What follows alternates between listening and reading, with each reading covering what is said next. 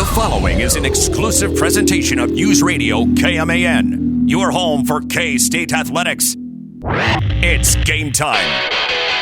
This is The Game on News Radio KMAN.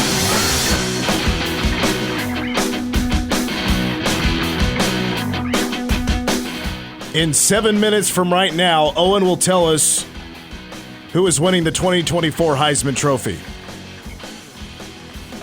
I see a few familiar names on the list coming out of Vegas today of those new Vegas odds for the Heisman Trophy, which we'll talk about here in just a little bit.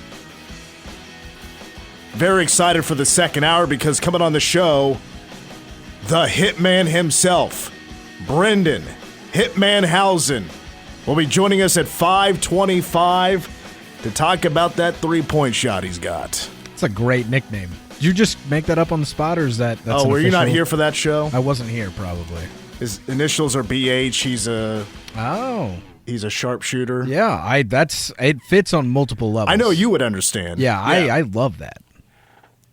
However, he already had a nickname before I gave him that, and that's the Amarillo Assassin, so I need to know where that came from. Ooh. I'd love to know as well how long he's been just crushing from three. So Brendan Housen joins us at 5:25. We do have a Jabroni of the Week coming up in this hour as well, but before we really kick things off with the familiar names we have seen earlier today on the latest odds for the Heisman Trophy, I just got to pass along that I was just informed I am internet famous.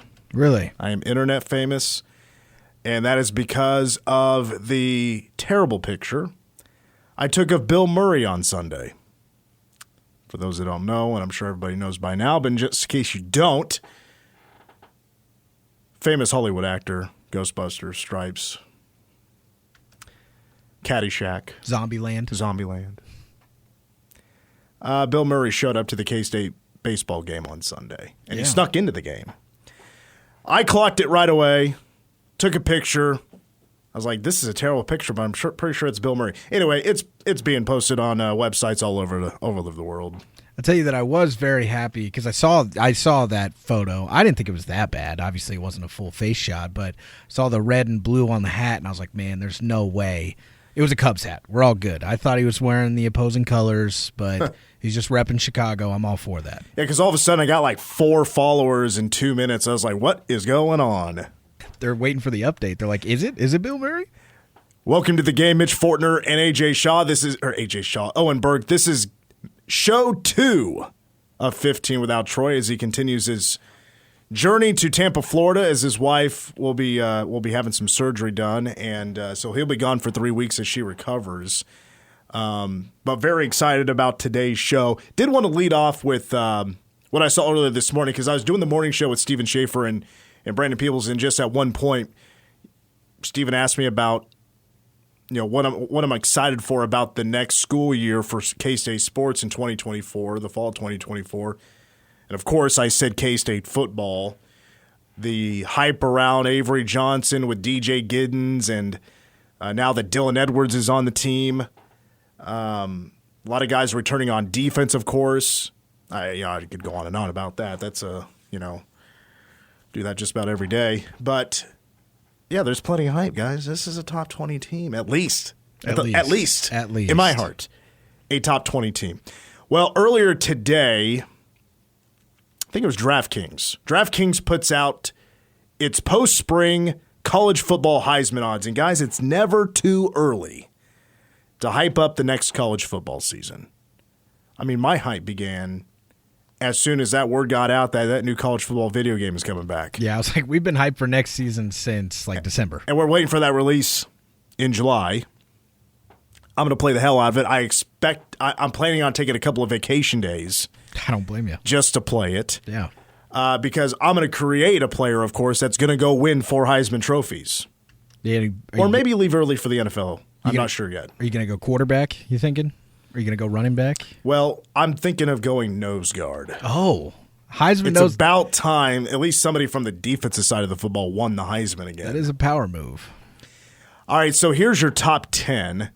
And by the way, if you watch the NFL draft, last month, you probably heard the talk about how the quarterback class could be very, very good in the draft of 2025. Well, the entire top 10 of the Heisman vote is the Heisman odds, all quarterbacks. It's to be expected in today's game. Yeah, not a shocker. But I would have expected Ollie Gordon, who finished 7th in the Heisman voting, to be better than like 23rd. Yeah, that's fair. Definitely should be a lot higher than 15, I'd say. Probably around there. 7,500 plus 7,500 on those odds for Ollie Gordon. Honestly, why not? I would put a few bucks on that. Yeah, I would do that. I mean, it is a long shot for anybody but a quarterback to win it, but those are when you win the most money. I think this is a cop-out that Georgia's Carson Beck and Texas's Quinn Ewers are tied at plus 900. Let's make a decision. I agree. Vegas, on who we want to be our odds-on favorite for the Heisman Trophy. Now, I understand, though, why there is a tie. Both will have possibly the best the best roster around them in the country. Yep. Texas did a whole bunch of transfer portaling and got a bunch of wide receivers from all over the country, a lot of dudes. Georgia's Georgia. Quinn Ewers, finally, he lived up to his hype last year. I'll give him that. Yep. So they're on top. Oklahoma transfer now at Oregon. Dylan Gabriel, 3rd plus 1,000. Alabama's Jalen Milroe, 4th plus 1,400. Milroe's interesting, and it's not really the spotlight's on him, but it's because he's got a new head coach. Yeah. Nick Saban's out. Kalen DeBoer from Washington is now his head coach, and how does that work out with the new ball coach? The spotlight, of course, is on Kalen DeBoer. He's following up the GOAT. Yeah, exactly. And boy, if they come out and go 3 and out, he might be in the hot seat. That's true. I don't think there's going to be that long of a leash to follow Saban, unfortunately. Here's your first familiar name. 5th in the Heisman odds, Will Howard. Plus 1,500, former Cats quarterback, now at Ohio State. He's going to have some pretty good – I've been kind of following along with transfer portal stuff, the recruiting, and, Ohio State's going to – even though no more Marvin Harrison Jr., of course – he's going to have a lot of talent, and he looked really good in their spring game. Yeah. But he's playing at Ohio State. They're going to have talent. I mean, if I could rattle like 4 or 5 Ohio State receivers that have went in the first round of the draft in the last 3 to 4 years. So they're going to have talent around him. He's going to have a shot. Well, if you still had the same Will Howard, he's still in purple, but you give him some that Ohio State talent, you put it at K-State, I still don't think he's the 5th best odds to win the Heisman Trophy. That's fair. Yeah. I think there is some brand that has to do with that. Ole Miss Jackson Dart, LSU's Garrett Nussmeier, Tennessee's Nico Iamale Ava. That's pretty solid. Is 8th. Cam Ward, who transferred from Washington State to Miami, is plus 2,500 at number 9. We're 7 minutes later. Owen, who is winning the Heisman Trophy? I'm going to go with the guy that we're going to talk about, and that'd be K-State's own Avery Johnson. Yeah, it's not just a hair Heisman, guys. It's an all-around college football Heisman Trophy we're talking about. Avery Johnson, the 10th best odds. He's actually tied with 5 other players for the 10th spot in the Heisman odds from Vegas because he's joined by Oklahoma, Jackson Arnold, which he and Avery have basically the same stories and where they're at in their careers. Riley Leonard transferred to Notre Dame. DJ Uiagalelei now at Florida State. And Noah Fafita from Arizona, who K-State will see in Week 3, is also tied as well with Avery Johnson. This is not the first time we've seen Avery's name somewhat high up on a Heisman odds list. Mm-hmm. But I got to thinking earlier today, I was like, man, when's the last time a Cat was getting that kind of respect heading into a season when we're still 3, almost 4 months out? Yeah, we're well out, yeah. Because honestly, Colin Klein, 2012, not even close. Yeah. Because you had Geno Smith, I think it was Landry Jones at Oklahoma. Geno was definitely on that list. That was your favorite, probably. But of course, Colin just beat his tail in that game in Morgantown. Boy, my mind takes me back to 2003. but that was also the year you had Darren Sproles and L. Roberson. L. Roberson was kind of like that 10 to 15 guy. Darren Sproles was 6 to 10 when you talked about potential Heisman guys for 2003. Unfortunately, Google doesn't have those materials available if you want to go Google preseason Heisman Trophy odds back in 1998. Yeah, I tried to look for 2012 just now, and it just gave me what the end result was, which Johnny Manziel was the big name there. But it's interesting because, Avery is obviously super talented. He only has one start. Yep. This is Vegas recognizing that K-State has an extremely talented quarterback with very limited action. One start against NC State in a bowl game, which, NC State had some opt-outs, but not a whole lot of starters opted out. K-State had a bunch of opt-outs. It's a bowl game, right? A lot of opt-outs. It's not taken too seriously anymore. Yeah, welcome to college football in 2024. At least when it comes to a fan thinking, is this game really meaningful? It is for the coaches and the players on the team, of course. But Avery at plus 3,000, put some money down, guys. Yeah, if you could get some better, you go to a different betting sites. I'm looking at one that's got 5 pulled up, and I think the worst odds I'm seeing is plus 2,500 on DraftKings. Bet365 has them at plus 4,000. So. By the way, and this is going to be a little bit painful to say, but it's not too surprising. The guy that's played 12 games in the last 2 years, I think, Jalen Daniels, KU, plus 3,500. Yeah, that's... Trying to see where they've got him at on here. Yeah, he's down here plus 4,000. He's right there with Cam Rising of Utah. So Cam Rising from Utah, who did not play this past season, I think would have absolutely been top 5, probably bounce Will Howard out if he didn't have to sit out a full year last year due to an injury. Because what Utah has done under Kyle Whittington has been extremely impressive. Winning 2 Pac-12 championships under Cam Rising. I mean, that's why it's like I kind of feel like, because we talked about this a little bit last week, and I even asked Kels, I was like, right now, who is your preseason pick to win the Big 12? I have the feeling voters are going to go Utah. It's possible. Like I said, they're a very well-coached team. They're a great defensive team. They've got a good quarterback. They've got a good system. They check a good portion of those boxes that you look for when you're trying to figure these things out. How irritating, going back to Jalen Daniels, though, if you're a KU fan, how irritated are you that Avery Johnson has better odds to win the Heisman than Jalen Daniels? Part of me is probably pretty irritated, but I think the true KU fans, the ones that are down to earth and can see things without looking through that rose-tinted glass, are probably just more irritated that they have a guy that's in the conversation for a Heisman Trophy that just has not played games. The salty. They played 3 last year. Yeah, the salty usual KU fan is very upset because we're little brother in their eyes, quote unquote, But again, if I'm the real KU fan, I'm sitting there, I'm like, yeah, cool, we have a guy that we're talking about here, but is he going to play football? That's the question. So kind of depends on which KU fan you're talking about, but you're probably irritated nonetheless. Colorado's Shadur Sanders also at plus 3,500, and seems like as every day goes by, his draft stock gets worse because he's got to stay off the social media. But it is extremely, and like you said, no surprise. I mean, this is where we're at in college football, and as it has been for a long time, very quarterback heavy for the early Heisman odds. But I still think it's a little silly that Ollie Gordon, who is the hype of Oklahoma State football this season, not Alan Bowman. It's not the Alan Bowman show. It is the Ollie Gordon show. To me, he came out of nowhere, became this. He rushed for over 1,700 yards, was just crushed us. Man, he was the one guy last year I totally underestimated. Yeah.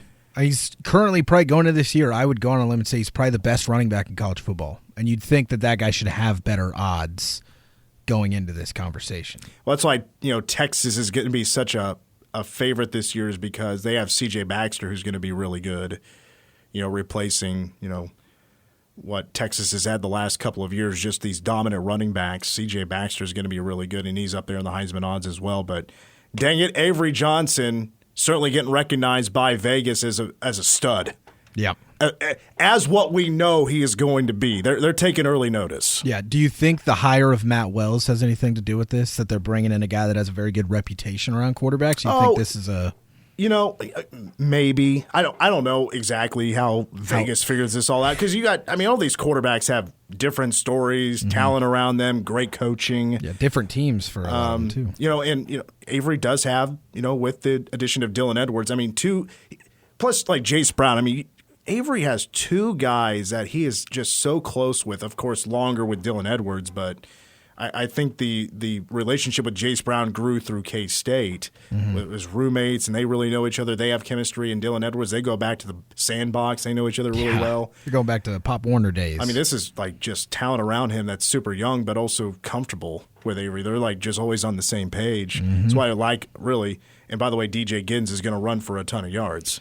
And I'll tell you that can take your off, especially when you have this talented of a quarterback and a guy that can make plays with his feet, extend plays. That chemistry is what takes you from being like a top 15, top 10 guy to being in the top 3. When a play breaks down and you have chemistry with your guys to find that open patch of grass and make a play happen, that's where you stretch from just the guy that can extend plays to one of the best offenses in college football.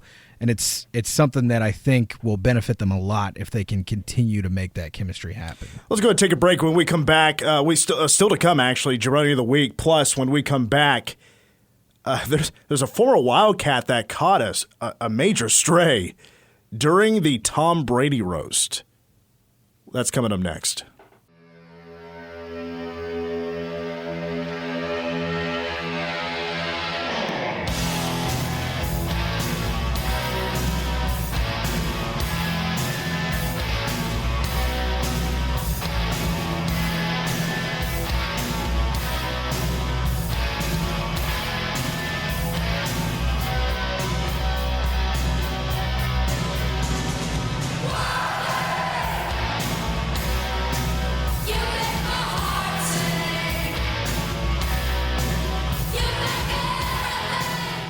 Man, now I'm starting to catch some strays on old Twitter. Mitch the Fort might want to do more research about his nickname and where he's from instead of just looking at what college he's from and thinking he's from somewhere out there.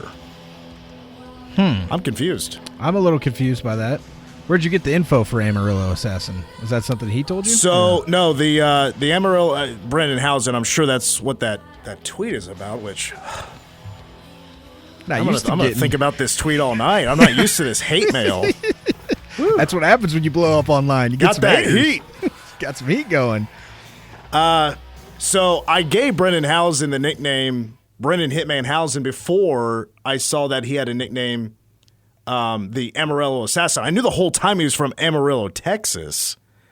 And, played at Villanova, which is out at Philly. It'd be interesting to know if that was kind of a culture shock. Yeah. Going from West Texas to Philly, the west side of Philadelphia, more like the northwest side of Philadelphia. But I'm a nickname guy. I just give people nicknames. I think it fits. Well, and you need it. So the real question is, when you come to announce him, when he hits the starting lineup finally, are you going to throw Hitman in there? Are you going to throw a nickname at all? No, if the crowd wants to shout Hitman or something, that'd be cool. But I think we just need no nicknames. I do think that we need to try to get the name to stick, and then for this next season, they need to do a giveaway, and it's just sold Bret Hart's glasses, but just make them K-State instead of pink. I have a pair of those in my office. Yeah, signed by the Hitman himself. I was there. Yeah, I was like, I don't know if we can get them all signed for the giveaway, but we can get some K-State Hitman glasses. Speaking of giveaways, this Friday is the big giveaway. We wrap up Passport to Cabo as somebody's life is about to change. So if you've become an instant finalist for Passport to Cabo, we're giving away an all-expense-paid trip to Cabo St. Lucas. If you became an instant finalist, you have until the end of the day, Thursday, to fill out your paperwork. We are giving away the trip at Briggs Auto Lane off Fort Riley Boulevard this Friday. The big party is happening from 3 to 6 p.m. I'm thinking about, maybe taking the show off and just going to have a good time at at Briggs Auto Lane might be a best of show. But even if you're not an instant finalist, everybody is welcome to come out and party with it. There's going to be a lot of food. There's food trucks, ice cream. We're giving away a bunch of prizes, and also pretty solid deals right now at Briggs on 2023 Nissans. Bring out a chair, get comfortable, and get ready to watch somebody's life change at Briggs Auto Lane. So my question to you is, for all those lucky instant finalists that don't get here before Thursday, are they just out of it? They just lose the chance? I guess so. That is unfortunate. That may be more of a higher-up question than me. But well, here's the thing, folks. Don't risk it. Just get here before Thursday, fill your paperwork out, play it safe. Let's see. What was I going to get to? Oh, yeah. Still to come, hour number 2. K-State basketball transfer himself, Brennan Hitman Housen, will join us at 5:25. Get a Jabroni of the Week coming up here in a little bit. Did you watch the Tom Brady roast? I think it was on Netflix. Yeah, it was. I've seen a lot of bits and pieces. I've seen a ton of it. I have not sat down to watch the whole thing yet. So I saw Jeff Ross get in a little bit of trouble making jokes about Robert Kraft. I saw Brady and his jab at Aaron Hernandez, people jabbing at Giselle. There was quite a bit to intake from that roast. There were a ton of people. Yeah, that spoke. Yeah, like when Comedy Central would do their roast, and they haven't really done one in a while since really the pandemic. They'd have 8 or 9 maybe, including the host. Yep, that'd come roast that person. There was people coming out of the audience, like Kim Kardashian and Tony Hinchcliffe, and you had Kevin Hart, who was hosting, I guess, Nikki Glaser, who I think went to KU, Jeff Ross, Burt Kreischer, Tom Segura, Andrew Scholes. And then a bunch of athletes. It was, I thought, because I'm with you, I've just watched some clips. I thought Drew Bledsoe was really good. Yeah. Drew Bledsoe just kind of wore the whole, he's back, but he gets benched for Tom Brady. Yeah. And it's just making jokes about that was really good. Julian Edelman. But then there were a bunch of surprise guests. Robert Kraft showed up at one time. Kim Kardashian spoke. Peyton Manning, Will Ferrell's, Ron Burgundy. Ben Affleck showed up, and he's boys with Tom Brady. They're both, Affleck's from Boston. We actually share the same birthday. Oh, there you go. He's much older than me, of course. Comedy has never really been Ben Affleck's strong suit. Yeah. But so instead of going comedy, took the time, I guess, to roast the fans and not being true fans. I got to warn everybody, there are a handful of bleeps in here. Yeah. Because he was cussing. Yeah. When I saw it on here, I was like, oh, I got to go. I haven't seen this one. And I went and pulled it up, and I was like, good Lord, there's a lot of bleeps. But he name-dropped and threw some shade at a former Wildcat quarterback. Fans have your back, right? That's what a fan is. Fans buy tickets. They show up. Win or lose, they support you. I know. I went to Foxborough where Steve Grogan was the quarterback. Okay, yeah. Okay, first of all, I'm impressed that it got that big of a response. I agree. Because I think that was his biggest reaction from the crowd all night, is him name-dropping Steve Grogan. Now, here's the deal. I'm 33. I was born in 1990. Steve Grogan, almost his whole career, was before my time. And I'm talking even at the end of his NFL career. I know he played a lot of seasons. Yeah, he played in a lot of spots too. Are you familiar with Steve Grogan? Yeah, definitely heard the name quite a few times. Well, I think actually he played his whole career in New England. Oh, did he? I just don't know how many seasons. I think it was 16 seasons. But his last season was in 1990, and that was the year I was born. But Steve Grogan also spent 3 seasons at K-State. Now, I think he was definitely known more for his time in New England. There was one season where Steve Grogan passed for the most touchdowns in the NFL that year, some 70s or 80s at some point. But his last year at K-State was 1974. We're talking Vince Gibson years, right there at the tail end. That was also a pretty down time for K-State athletics or K-State football. I think it was Tim Fitzgerald. I was reading something about what he wrote about Steve Grogan. It was about how Grogan kind of put K-State on the map in the late 70s, maybe early 80s at that time, because he was finding some success in the NFL, and it kind of gave K-State some spotlight in football after it was still some really bad times for football in Manhattan.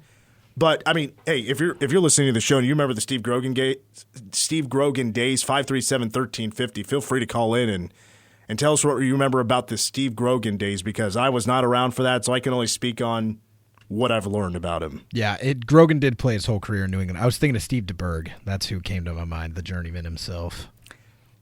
He threw a lot of interceptions. Yeah, he did. Wow. So, okay, now I'm not trying to pile on, Ben Affleck, first of all. I think he did the job. I'm a real I talked about it in the morning show today. I'm a real big fan of the movie theater experience. And I'm such a big fan. I've seen some bad movies. I remember a time when I watched Batman and Ben Affleck was Batman. Mm-hmm. Talk about bad times. All right, that's my jab back at Ben Affleck. There you go, Ben. But man, did Steve Grogan throw a lot of interceptions. So his ratio in the NFL was 182 touchdowns, 208 interceptions, and his career high was 23 in 1978 when he played in 14 games. 1978, 14 starts. Yeah, and the year after he led the league in touchdowns. Yeah, so still threw 20 interceptions, but he threw 28 touchdowns. This guy sounds like he's Jameis Winston before Jameis Winston. I'm going to have to go look up some highlights. Going to watch some Steve Grogan highlights because that's all I know about him. Don't know a whole lot, but I do recognize the name. And I mean, is Steve Grogan really as bad as New England Patriots football history gets? I don't know if it gets as bad. I have a buddy that does my podcast with me is a Patriots fan. So we've talked long about their history at quarterbacks. Like they drafted Jim Plunkett way back in the day, and of course he went and won a ring with the Raiders instead of the Patriots. But I mean, he's part of the Patriots Hall of Fame. Like Grogan is? Yeah, he's like taking jabs at Grogan. He was on their all-70s team, their all-80s team, their 35th anniversary team, and he's in their Hall of Fame, and he has his number 11 retired at K-State, obviously, as well. So, I don't know. I get, I can understand, though, as a fan, you're sitting there and you're like 182 to 208 interceptions. This guy was terrible. And when you're looking at it statistically, yeah, wasn't the greatest, but I mean, it looks like he had some rushing to his name, too. As much as he only threw 182 touchdowns, he ran for 35 in his career, too. So, a little bit of a dual threat Steve Grogan must have been because he had just over 2,000 rushing yards in his career. So not a super mobile guy, but had some legs to him, at least early on. Man, how many quarterbacks can you say out there? He did actually, as a quarterback in the NFL, I don't know if this is just starts. Yeah, it is just starts. So he started 135 games. I mean, that's and he had a winning record. Despite having more interceptions than touchdowns in his career, he did have a winning record, 75-60. Shout out to Steve Grogan. Who is this Ben Affleck guy coming after my boy Steve Grogan? Yeah. Ben Affleck said, I can't do comedy, so he tried. He didn't even go for the low-hanging fruit. Like, I mean, I don't even know what the low-hanging fruit in the situation would have been. I'm sure there had to have been darker days. Well, I wish I don't know my New England Patriots history. I know Drew Bledsoe, Tom Brady. Yeah, and Bailey Zappi. Yeah. That's about it. I know a couple names just from I try to give my buddy Michael Bishop. I'm sorry, Michael Bishop. Yeah. How about that run with Michael Bishop? It should have been Michael over Tom Brady. I've always said that. Yeah, when 1990 they went 1-15. Why didn't you take a jab at? Let me find who the starting quarterback. Oh, yeah, it was Grogan in 1990. Well, okay, maybe he has somewhat of a point, but you can't act like it was all down years with Steve Grogan. All right. Because that's not true. A couple of 11-win seasons. Anyway, Ben Affleck, come on, man. Don't throw strays on my boy, Steve Grogan. But I'll have to go back and watch that roast. I heard it was really good. A couple of clips I saw. Mm-hmm. Very edgy stuff. That's what a roast is, though. That's what it should be. It's as edgy as... I mean, society. That's about as edgy as things can get that society will let it go. These days, yeah. And I haven't seen a ton of negative backlash. There's definitely been some people that are upset. I know Giselle was upset by a couple jokes. Aaron Hernandez's former fiance was upset by Gronk's joke, or Tom's joke that he made. And that's to happen. That's comedy. It's all just a joke. So... But yeah, I mean, I was surprised with how much they kind of pushed the barrier because I heard a couple and I was like, man...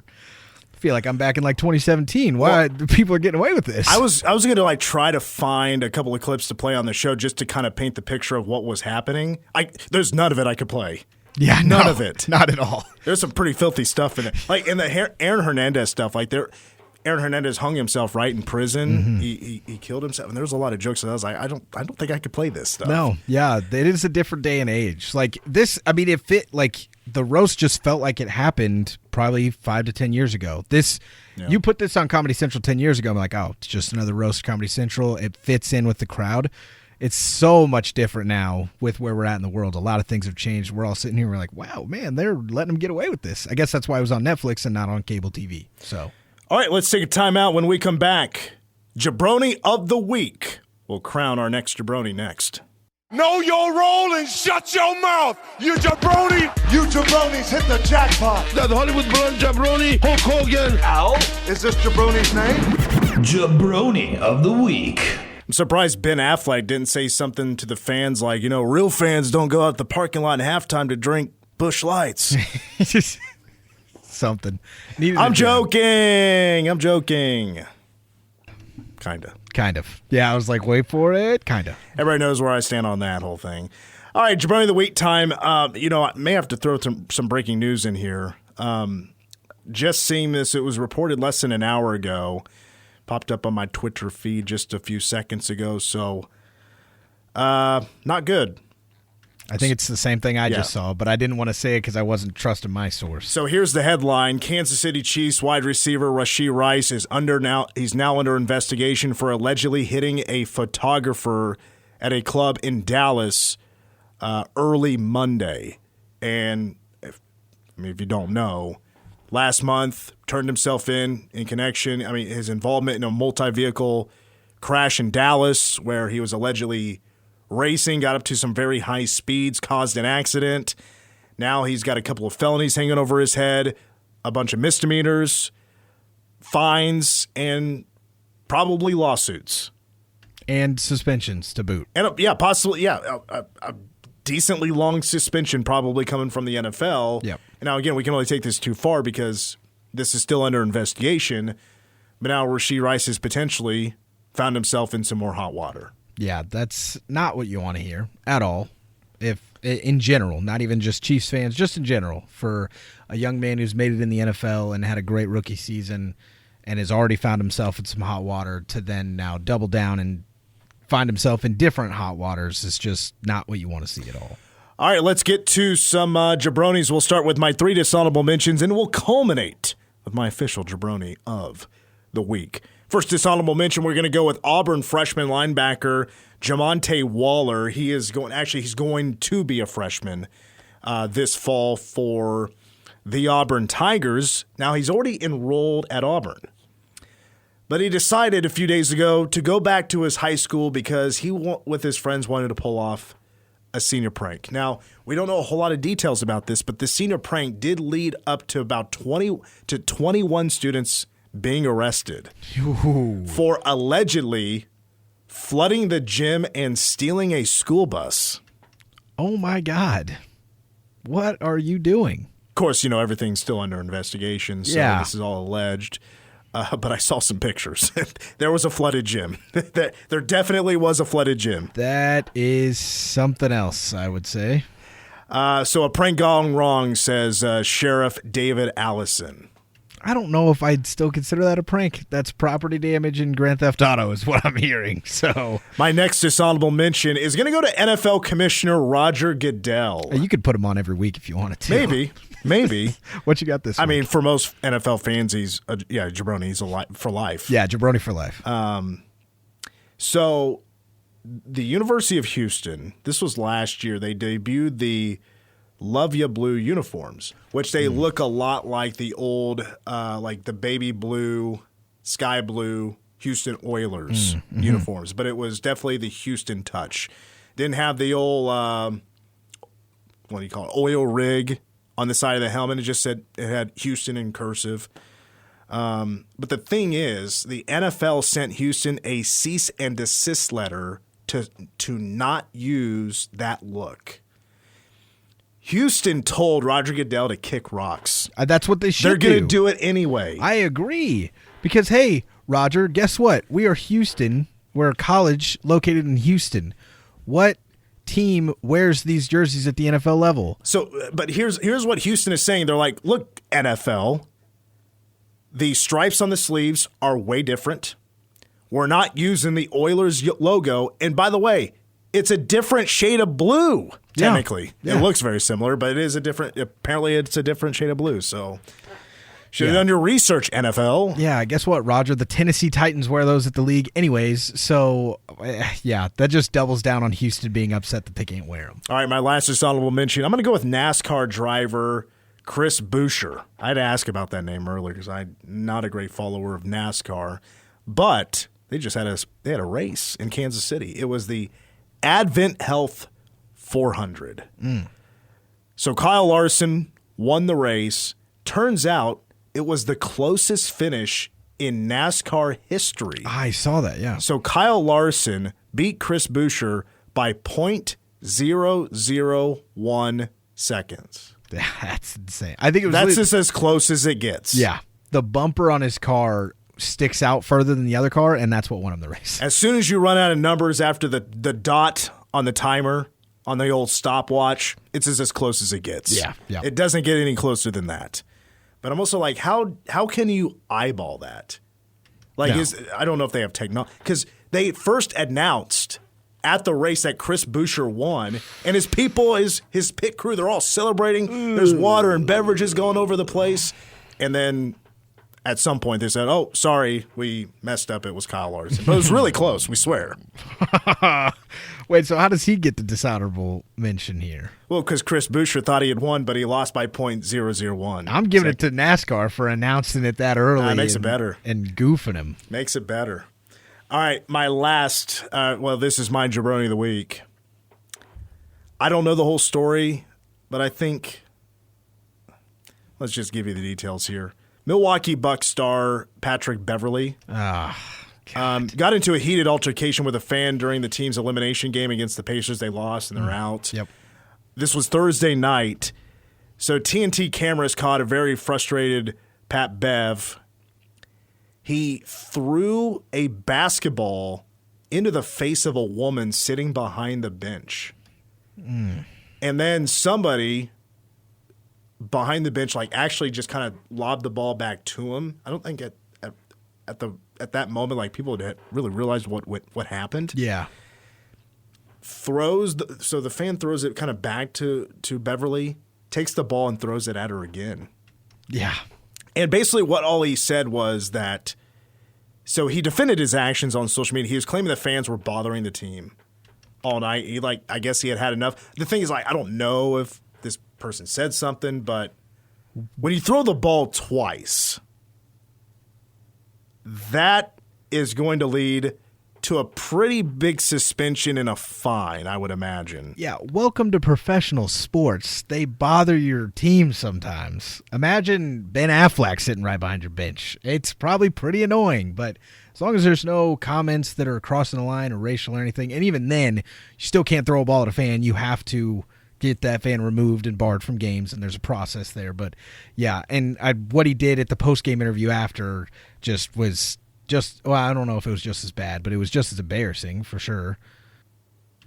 Did you see that what happened? No, I after? didn't. I just saw the social media Yeah, post. so they're asking him, they're talking to him, doing the post-game press conference in the locker room, and there was a highly respected ESPN employee that was there, and she was just had her mic in the circle, was asking questions, and he asked her if she followed his podcast, followed it on social media and everything. She said no, and he's like, okay, well, you can't interview me then. Go away. And so she kind of just took a step back and was still getting the interview with the mic and everything. And then a minute or so later, a couple questions later, he's like, can you get your microphone out of the circle? I don't want you here, because she doesn't listen to his podcast. And as a member of the media, that is ridiculously hilarious. Patrick Beverly, my Jabroni of the week. Let's take a quick break. We'll wrap up hour one of the game next. Well, the Caitlin Clark effect for the WNBA took a big step today. The WNBA announced today from its commissioner that the league will start the charter flight program. That'll start this season. That's wild to me that the WNBA had not been doing charter flights. Yeah, they've just been commercial. All commercial flight. And I know the WNBA season, like, it's not crazy long. I think it's like 40 games, like maybe like a 40 regular season or something like that. Yeah. But I'm not exactly sure. But let me tell you, WNBA players, I'd be kissing the feet of Caitlin Clark. I'm not saying that Caitlin Clark is it's kind of a joke there, but it's just maybe a big coincidence because it's going to cost the WNBA a lot of money to do this. But I'm just saying, you want to talk about making your lives a whole lot easier by flying charter?